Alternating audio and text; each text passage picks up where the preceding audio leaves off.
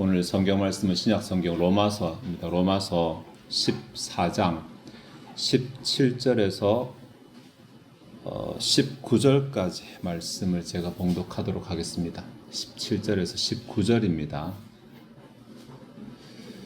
하나님의 나라는 먹는 것과 마시는 것이 아니요 오직 성령 안에 있는 의와 평강과 희락이라. 이로써 그리스도를 섬기는 자는 하나님을 기쁘시게 하며 사람에게도 칭찬을 받느니라. 그러므로 우리가 화평의 일과 서로 덕을 세우는 일을 힘쓰나니. 아멘. 여기까지 하겠습니다. 오늘은 성탄의 아침이죠. 주님께서 이 땅에 오심을 기념하는 날입니다. 실제로 주님께서 언제 오셨는지는 날짜를 정확하게 특정할 수는 없지만 주님께서 오신 그 사건, 날짜가 중요한 것이 아니라 의미가 중요하기 때문에 성탄절을 지킵니다. 그런데 언제부터인가 사실 이제 주님께서 오신 의미는 사라지고 주님께서 오셨다는 것만 또 사람들이 기뻐하더니 이제는 주님도 빠져버리고 성탄절만 기뻐하는 그러한 시대가 되어져 버렸습니다. 네, 제가 작년에도 올해도 그 터키를 11월 말에 갔으니까 12월에 결쳤는데 제가 깜짝 놀란 게 그 백화점 안에 트리가 있더라. 네, 크리스마스 트리가 있고 그리고 별이 있는데 특이하게 오각형 별에 불을 사각만 넣었더라. 오각을 다 넣지는 않았더라고. 아주 특이하다 제가 생각을 했었거든요. 근데 어쨌든 무슬림 국가에도 성탄을 축하하는 이러한 것이 있더라는 것에 놀랐습니다. 근데 물론 예수는 없습니다. 이 땅에도 마찬가지죠. 성탄절 하지만 예수는 없고 교회도 기쁘다 구주 오셨네 이스라엘의 왕이 나셨네 하는데 진짜 우리가 성탄을 기념하며 축하해야 될 것은 주님께서 오신 것의 의미이잖아요. 주님께서 이 땅에 오셨다는 것보다 주님께서 왜 이 땅에 오셨는지 그 주님께서 이 땅에 오신 그 의미가 누가복음 2장에 잘 나와 있습니다. 여러분 잘 아시다시피 그 들에서 양치던 자들 앞에 천군과 천사가 나타나서 찬송을 불렀던 내용이 지극히 높은 곳에서는 하나님께 영광이요 땅에서는 그가 기뻐하신 자들 가운데 평화로다. 내용 아시죠? 이것이 예수님께서 이 땅 가운데 오신 예수님께서 이 땅에 내려오시면 두세 개의 의미를 가지는데 하나는 하늘의 세계의 의미를 가지고 다른 하나는 땅의 세계의 의미를 가진다는 것이거든요. 하늘의 세계는 하나님의 영광이 된다고 말합니다. 이 영광이라는 말은 하나님의 하나님 되심을 드러내는 것. 하나님께서 이 땅 가운데 오심으로 하나님은 언약을 신실하게 지키셨고 보내시겠다 하셨잖아요. 또 하나님께서 우리를 구원하심으로 하면 하나님의 영광 나타내는 이런 하나님의 거대한 계획이 진행되는 것이 나타나게 되고 또 이 땅 가운데서는 평화라고 말하는 평화. 이 단어 헬라어 죄송합니다. 사용하겠습니다. 에이레네라고 하는 헬라어 단어입니다. 헬라어 단어인데 이 단어 평화라고 하면 흔히 이스라엘 백성들이 굉장히 좋아하는 평화라는 단어 샬롬이라는 단어. 샬롬은 히브리어고 에이레네는 헬라어 그리스어입니다. 그런데 이 두 단어가 정확하게 딱 매치하는 것은 아닙니다. 샬롬이라는 단어는 일단 이 단어는 모든 일을 다 끝냈다. 완전히 끝냈다라는 개념으로 끝내고 나서 이때까지 막 수고했는데 이제 수고를 내려놓고 누리는 안식을 샬롬이라고 말하고 에레네는 원래는 둘 사이가 서로 막 싸우고 갈등이 있다가 이제는 우리가 잘 지내자라고 합의를 하고 그 다음부터 갈등이 사라진 상태를 에이레네라고 부릅니다. 누가복음 2장은 에이레네를 쓰고 있거든요. 물론 헬라어니까 그렇겠지만 이제 이전에 죄로 인해서 하나님과 우리가 원수지간이고 서로 갈등 관계에 있었는데 이제는 예수 그리스도로 말미암아 이 갈등이 해결이 되고 하나님과 우리가 다시 잘 지내게 되었다. 이것이 예수님께서 이 땅 가운데 오신 성탄의 의미라는 것입니다. 실제로 하나님께 영광이 되는 건 우리는 잘 모르겠고 왜냐하면 우리가 피부로 부딪히는 것은 이 땅의 문제니까 이 땅에서 우리는 예수 그리스도로 말미암아 평화를 누리게 되었습니다. 골로새서 1장 20절에 보면 그의 십자가의 피로 화평을 이루사 만물 곧 땅에 있는 것들이나 하늘에 있는 것들이 그로 말미암아 자기와 화목하게 되기를 기뻐하심이니라. 여기에 화평을 이루사라는 이 단어가 누가복음 2장에 나오는 에이레네의 동사형입니다. 같은 족입니다. 그러니까 예수님께서 이 땅 가운데 오심으로 이제 우리가 더 이상 원수가 아니라 하나님과 화목하게 예전에는 하나님을 알지 못했지만 이제는 하나님을 알 수 있게 되었고 원래 우리가 창조됐던 바대로 하나님 복을 누릴 수 있는 자리가 열리게 되었다라는 것이죠. 예수님께서도 요한복음 14장 27절에 평안을 너에게 끼치노니 곧 나의 평안을 너에게 주노라. 내가 너에게 주는 것은 세상이 주는 것과 같이 아니하니라. 너희는 마음에 근심하지도 말고 두려워하지도 말라. 여기 평안이 누가복음 2장의 에이레네라는 그 단어입니다. 예수님께서 이 땅 가운데 오심으로 하면 예수님께서 우리에게 에이레네를 주셨다. 평안을 주셨다. 이것은 세상이 주는 것과 같지 않다. 세상은 이 평안을 줄 수 없다. 오직 예수님께서 이 땅에 오심으로 우리에게 주신 것이다 라고 말합니다. 그래서 오늘 우리는 성탄의 아침을 보내면서 예수님께서 이 땅 가운데 오신 의미는 우리의 평안이다, 에이레네다 라는 이 문맥에서 로마서를 생각해 보도록 하겠습니다. 로마서 14장 17절에서 19절까지 봉독했는데 17절에 여기 하나님의 나라는 먹는 것과 마시는 것이 아니 오직 성령 안에 있는 의와 평강과 희락이, 평강이라는 단어가 또 이 에이레네라는 단어입니다. 19절에 그러므로 우리가 화평의 일과 이 화평이라는 단어가 또 이 에이레네입니다. 그래서 예수님께서 이 땅 가운데 오신 그 의미, 우리에게 주신 의미, 평강, 평화, 화평, 뭘 하더라도 그 단어가 로마서 14장에서 우리에게 어떻게 교훈하고 있는지를 짧게 생각해 보도록 하겠습니다. 먼저 본문의 배경을 좀 살펴야 되는데 로마서 14장의 배경은 음식 문제입니다. 로마 교회는 유대교 출신의 기독교인들도 있었고 로마 시내 살다가 이방인들이 개종한 기독교인들도 있었고 이렇게 크게 두 개의 부류의 교회 안에 공존하고 있었습니다. 근데 유대교 출신의 기독교인들은 당연히 예수를 믿으면서도 율법을 다 지켰겠죠. 근데 이방인 출신은 그렇지가 못했던 것입니다. 그러니까 이 사이에 갈등이 생기는 거죠. 심지어 이방인 출신의 기독교인은 우상 제물음식도 양심에 거리낌 없이 먹고 또 유대교 출신의 기독교인들은 굉장히 행동에 매사를 율법을 따라 지키니까 이게 교회 안에서 이게 색깔이 하나가 안 되니까 이게 문제가 생긴 거, 차이가 생긴 거죠. 이 문제를 수습하기 위해서 바울이 교훈하는 내용이 로마서 14장의 내용입니다. 네, 그래서 1절부터 보면 믿음이 연약한 자를 너희가 받아라. 그 의견을 비판하지 말라. 먹는 것이 중요한 것이 아니라 그 내용이 17절에 나오는 것이 하나님의 나라는 먹는 것과 마시는 것이 아니다 라고 하는 이 내용입니다. 그러니까 뭘 먹고 뭘 마시고 혹은 뭘 안 먹고 뭘 안 마시고 이것이 하나님 나라의 특징이 아니라는 것입니다. 네. 사실 교회에서 막 우리가 친교하고 교제할 때 맛있는 음식을 마련해 놓고 좋은 데 가면서 그곳에서 즐거워하면서 그것을 천국의 코이노니아라고 이렇게 포장하는 경우가 많은데 사실은 그거 교회 아니라도 얼마든지 할 수 있는 거예요. 세상이 줄 수 없는 그 예수 그리스도의 에이레네는 세상이 누릴 수 없는 뭔가 있는 거예요. 그게 뭐라고 말하냐면 본문에서 성령 안에 있는 의와 평강과 희락이다. 이것이 있어야지 이것이 천국의 모형인 교회의 특징이 되는 것이지 이거 빠져버리면 우리가 아무리 즐겁게 웃고 즐기고 먹고 마시고 한다 한들 그것은 천국의 그림자는 될 수 없다. 천국의 모형은 될 수 없다라는 것입니다. 여기서 의라는 말, 이 단어는 풀으면 하나님의 기준이란 말이니까 교회 안에서 통용되는 기준이 내 생각, 네 생각이 아니라 다수가 아니라 하나님의 기준이라는 교회는 하나님의 기준을 추구하는 곳입니다. 밖에서 내 생각 있고 내 주관 있고 내 기준 다 있어도 교회 안에서 뭔가 일을 결정하고 신앙적인 일이나 아니면 사역을 결정할 때는 하나님의 기준이 우선돼야 됩니다. 예. 내가 하기 싫을 수도 있어요. 그다음 내가 귀찮을 수도 있어요. 어떤 건 내가 하고 싶은데 못하는 것도 있을 수 있어요. 그러나 교회 안에서는 하나님의 기준이 통용돼야 됩니다. 그 다음에 화평은 제가 평강은 앞에 말씀드렸죠. 갈등이 해소되는 것이니까 그러니까 잘 지내는 것이 아니라 갈등이 해소되는 것이니까 엄밀하게 말하면은 기존에 잘 지내는 사람들하고 계속 잘 지내는 게 아니라 기존에 좀 소원해진 사람, 그다음에 문제가 생긴 사람, 기존에 내가 관심 없던 사람들로 나의 그 좋은 인간관계가 점점 확장되어 가는 것이라고 그렇게 말할 수 있습니다. 이전에는 나는 딱 3명만 만났는데 올해는 내가 1명 더 만 4명, 내년에는 5명 이렇게 점점 교제의 폭을 넓혀가는 것이라고 말할 수 있습니다. 그리고 희락은 교제 안에 있는 기쁨, 교제 안에 있는 기쁨. 그러니까 하나님의 기준 안에서 교제의 폭을 넓히는 가운데서 기쁨을 누리는 이것이 천국의 특징입니다. 예수님께서 이것 때문에 우리에게 오셨습니다.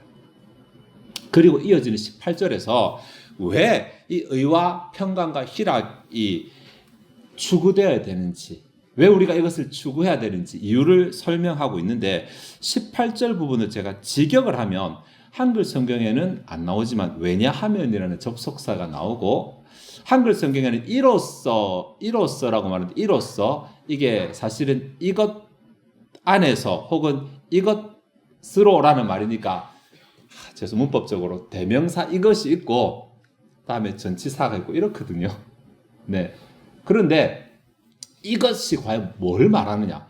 도대체 이것으로서 그리스도를 섬기는 자가 하나님을 기쁘시게 할 수 있고, 이것으로서 사람들에게도 칭찬을 받을 수 있다. 이게 도대체 뭐냐는 거죠. 이게 해석이 좀 다양하거든요. 그러나 가장 많이 공감한 해석은 방금 전에 우리가 말했던 성령 안에 있는 의와 평강과 희락입니다. 그런데 사실 오늘 좀 다루기엔 좀 과한 정보 같은데, 이것은 단수 대명사고 의와 평강과 희락은 세 개잖아요. 그러면 이것들로 해야 되는데 이것들로 하지 않고 이것이라고 말하는 것은 이 세 가지가 서로 뗄 수 없다는 것입니다. 네. 하나님의 기준과 그리고 교제의 폭을 확장하는 것과 그 안의 기쁨은 뗄 수 없는 하나의 덩어리라는, 이것이 온전히 갖춰질 때 우리가 하나님을 기쁘시게 할 수 있습니다. 하나님 없이 성탄이 되었는데 예수님 없이 우리끼리 막 마시면서 우리끼리 즐기면서 우리끼리 축제하는 거, 그거는 천국의 기쁨은 아닙니다. 이 땅에 있어 있는 기쁨이죠. 무엇으로 포장하든지 간에 세상 사람들도 다 누릴 수 있는 기쁨이고, 우리가 천국 백성으로서 누릴 수 있는 기쁨은 이 땅 가운데 하나님의 기준을 따라 교제의 폭을 넓히며 그 가운데 교제의 기쁨을 누리는 것입니다. 이것이 하나님을 기쁘시게 해드리는 것입니다. 여기에 하나님을 기쁘시게 하며, 기쁘시게 하며라는 이 단어도 그냥 기쁘시게 하며라는 헬라어 단어가 있습니다. 그런데 거기에 유라는 적도 붙여서 강조를 하고 있어요. 매우 기쁘시게 하며, 하나님을 아주 기쁘시게 하며, 네, 이렇게 볼 수 있고, 또 하나님을 기쁘시게 할 뿐만 아니라 사람에게도 칭찬을 받는다고 말하는데, 사람에게 칭찬을 받는다, 이 부분은 앞에 16절을 좀 같이 봐야지 이해가 될 것 같아요. 16절에 그러므로 너희의 선한 것이 비방을 받지 않게 하라. 이게 뭐냐면 우리가 가진 복음도 귀하고 좋은 것이고 다음에 교회 신앙도 귀하고 좋은 것이잖아요. 근데 좋은 신앙이 있음에도 불구하고 사람들 가운데 먹는 문제로 싸우고 다투고 혹은 내가 올리 네가 올리 다투고 교회가 이렇게 다투게 되면 사람들은 교회가 가지고 있는 복음을 보는 것이 아니라 교회의 다투는 모습만 볼 거잖아요. 그래서 우리가 자기 욕심대로 자기 주관대로 다른 사람과 갈등하는 이것 때문에 더 귀한 바 복음의 가치를 사람들이 무시하지 않도록 하라는 것이거든요. 근데 우리가 하나님의 기준을 따라서 서로 교제하며 그 가운데 기쁨을 누리는 모습이 되면 당연히 세상은 우리를 비방할 만한 모습, 이유가 사라지게 됩니다. 사실 여러분, 교회가 무엇 때문에 욕먹습니까? 제가 방금 전에 말했죠. 하나님의 기준, 다음에 갈등 있는 사람들과 화해하며 교제의 폭을 확장하는 것, 그 안에서 기쁨을 누리는 것, 이 기준을 지킨다면 세상이 교회를 비난할 이유가 하나도 없을걸요. 교회가 하나님의 기준을 안 따르니까 욕을 듣는 거잖아요. 그렇죠? 교회가 화평하지 않고 싸우고 갈등하니까 욕먹는 거잖아요. 그러니까 우리가 이 기준대로 가면 세상은 교회를 비난할 이유가 없어져 버리게 됩니다. 하나님도 기쁘시게 해드리지만 이 땅 가운데서 교회가 세상으로부터도 칭찬을 받게 될 것이라고 그렇게 말합니다. 사실 원문을 보면 여기까지가 하나의 문단이 끝이거든요. 그래서 17, 18절로 하면 끝인데 19절에서 계속 화평 이야기가 나오기 때문에 다음 문단의 첫 번째 절도 제가 같이 포함을 시켰습니다. 19절, 그러므로 우리가 화평의 일과 서로 덕을 세우는 일을 힘쓰나니 직역하면, 그러므로 우리는 화평의 일들과 서로를 향하여 세워주는 일들을 추구하자라는 정유형의 교훈입니다. 네. 그러므로라고 했으니까 앞의 내용을 받고 지금 더 하는 거잖아요. 앞에 우리가 하나님의 기준을 가지고 나랑 잘 못 지내 혹은 나랑 서먹서먹한 나랑 안 친한 사람들과 지나며 점점 확장해 나가는 일, 그 가운데 교제를 누리는 이 일도 참 귀하고 좋고, 그것만 하더라도 주님이 이 땅 가운데 오신 이 의미를 알고 이해하고 신앙하는 사람인데, 여기에 한 걸음 더 나아간다면 본문 가운데 화평한 일과 서로 덕을 세우는 일을 힘쓰자, 서로 덕을 세우는 일이라고 했지만 실제로는 서로를 향하여 세워주는 일을 힘쓰자. 여기 세운다는 말은 누워있는 사람을 이렇게 세운다는 말이 아니라 집을 건축한다는 말입니다. 그러니까 그 사람의 신앙이 건축되어가는, 그 사람의 신앙이 바르게 자라는 이러한 것을 도와주는 사람이 되자라고 그렇게 말합니다. 네. 앞에 18절까지만 해도 충분합니다. 이미 우리가 우리의 과제로 충분합니다. 하나님의 기준을 가지고 살아가는 것도 사실 우리가 날마다 노력해야 되잖아요. 잘 안 되잖아요. 순간순간 내 기준이다. 그뿐입니까? 나랑 서먹서먹한 사람 또 연락하는 것도 잘 안 되잖아요. 우리 안 그래도 바쁜데 뭐 시간 내고 또 만나고 연락하고 쉽지 않지만 이렇게 하는 것도 우리가 참 벅차고 참 귀한 일인데, 또 그렇게 좀 만나서 오늘 잘 만났다, 한껏 끝났다 이렇게 끝나는 것이 아니라 기왕 그렇게 만나고 교제할 때 그 사람에게 유익이 되는, 그 사람의 신앙이 도움되는 무언가를 내가 할 수 있다면 그것은 더 아름답고 좋은 일이 될 것입니다. 다음 교훈이지만 짧게 한번 생각을 해보았습니다. 진정한 화평, 예수님께서 이 땅 가운데 우리에게 화평이 되기 위해서 오셨는데, 예수님께서 우리에게 주신 그 진정한 화평은 불화를 극복하는 것을 넘어서 신앙의 유익을 전달하는 것까지, 누구에게? 내가 만나는 사람에게 신앙의 유익을 전달하는 것까지, 내가 교제하는 사람이, 내가 만나는 사람이 나를 만나고 나서 신앙적으로 더 성장하고 나와 교제하는 사람이 하나님께 더 덕이 되고 이렇게 되는 것이 우리의 신앙의 목표가 된다면 하나님을 아주 기쁘시게 할 것은 뭐 두말할 나위도 없고, 그죠? 예수님께서 우리를 위해 오신 그 오심을 충분히 이해하고 그 같은 선에서 살아가는 신앙하는 신앙인이 될 것입니다. 자, 근데 제가 방금 전에 말씀드린 내용 가운데서 교회 공동체의 특징이 여러 가지가 나왔거든요. 제가 정리해 볼까요? 교회는 성령으로 시작합니다. 왜냐하면 제가 앞에 설명 안 드렸지만 성령 안에 있는 의와 평강과 희락이기 때문에. 교회는 하나님의 기준인 의를 추구하는 곳입니다. 교회는 서로의 갈등을 해소하기를 추구해 나가는 곳입니다. 교회는 연합의 즐거움을 추구합니다.